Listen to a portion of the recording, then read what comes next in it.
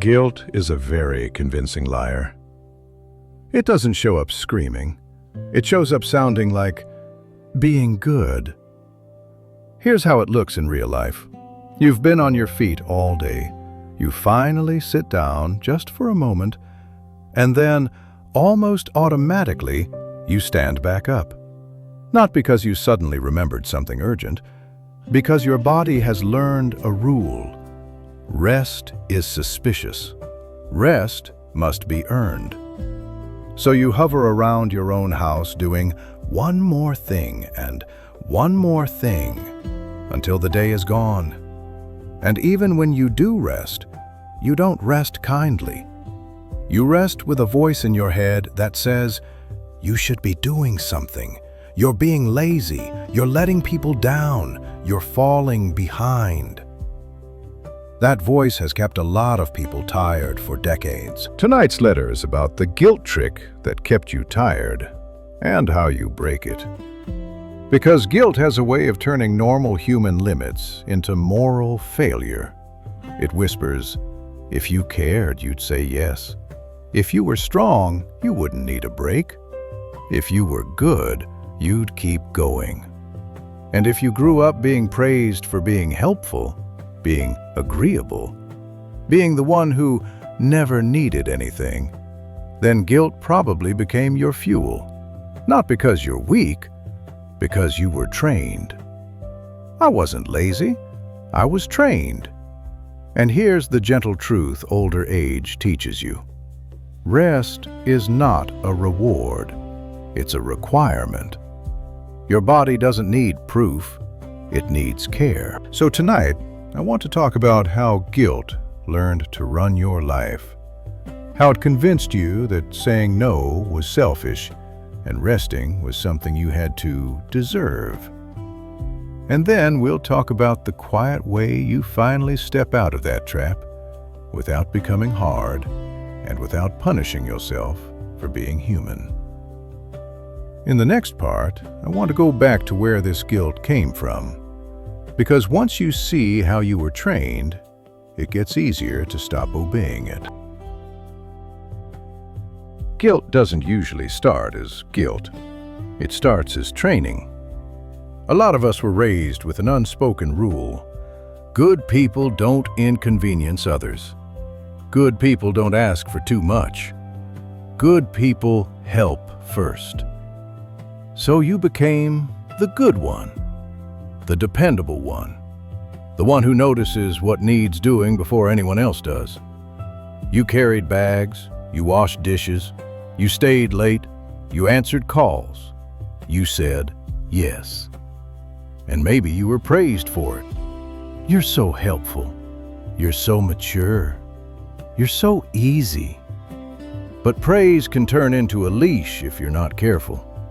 Because if love and approval come most easily when you're useful, you start believing usefulness is your value. Guilt kept me useful. And when you're useful, you feel safe. You feel needed. You feel like you belong. So later, when you're older and your body says, "I need rest," guilt speaks up like an old teacher. Rest later. Push through. Don't be selfish. Some of this comes from family. Some of it comes from culture.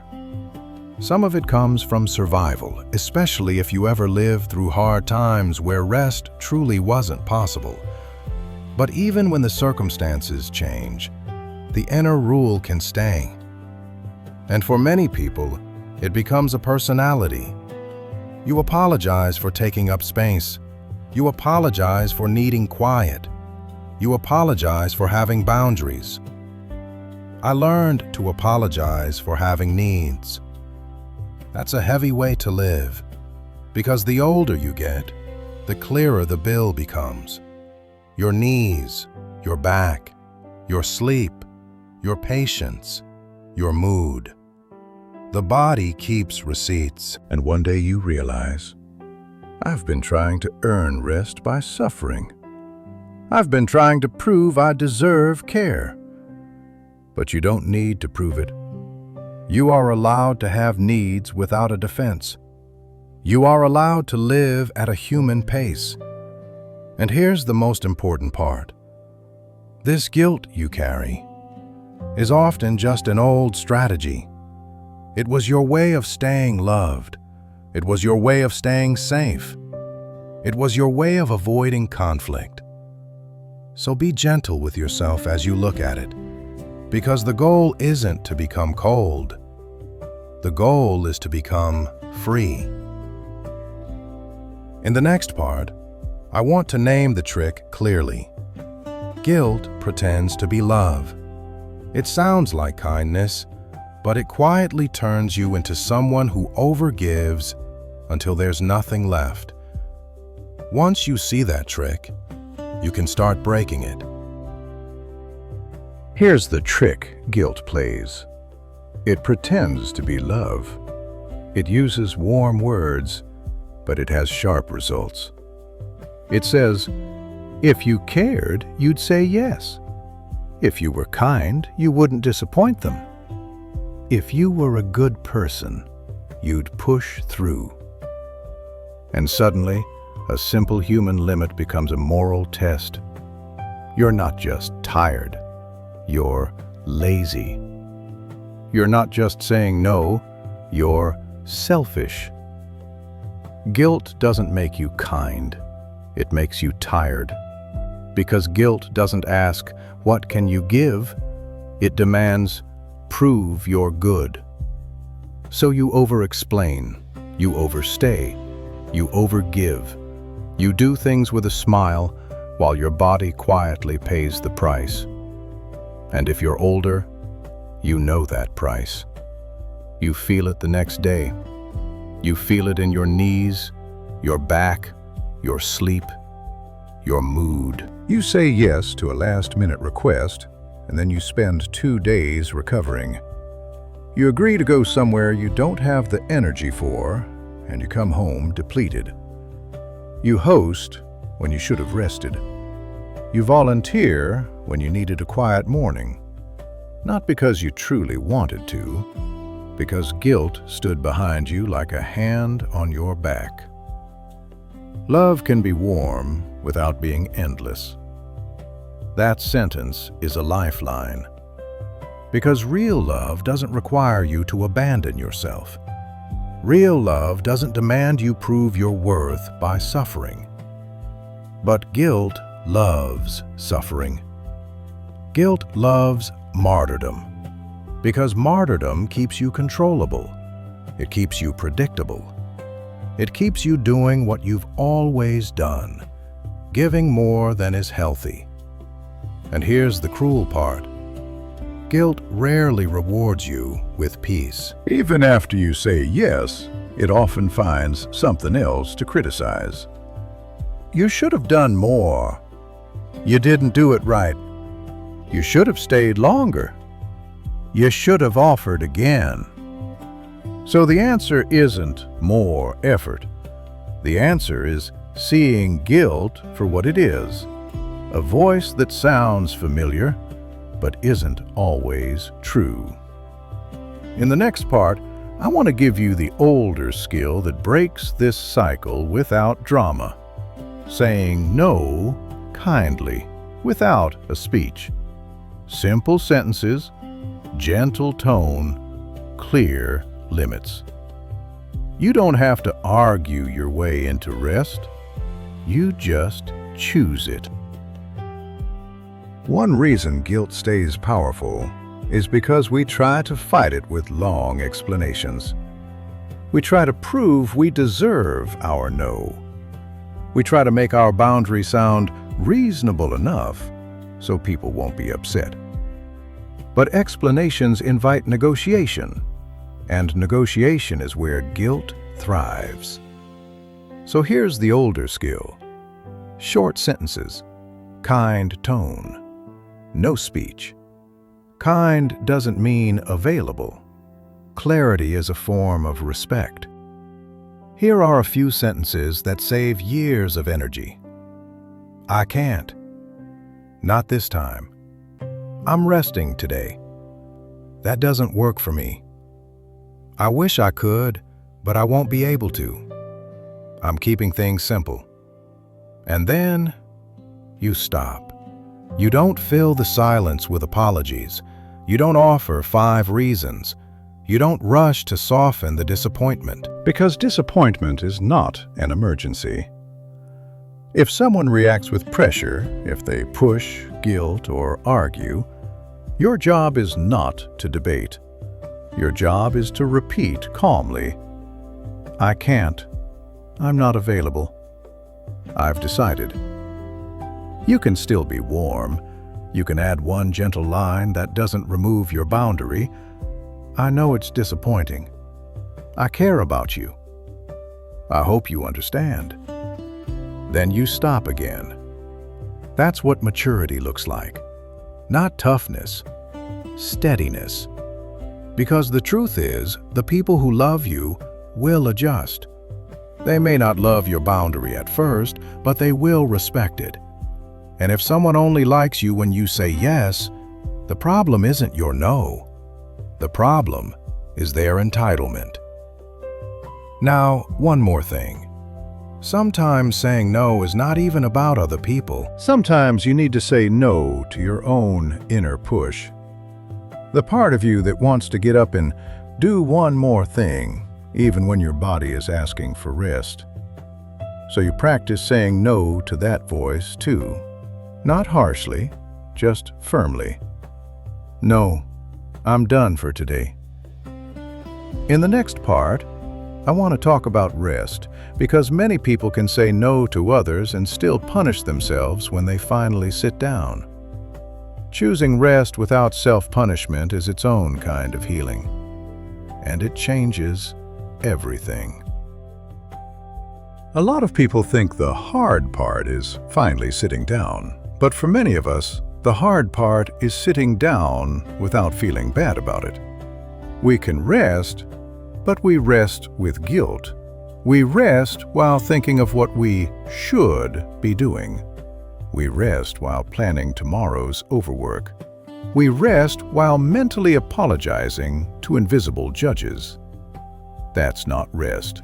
That's just a body on a chair.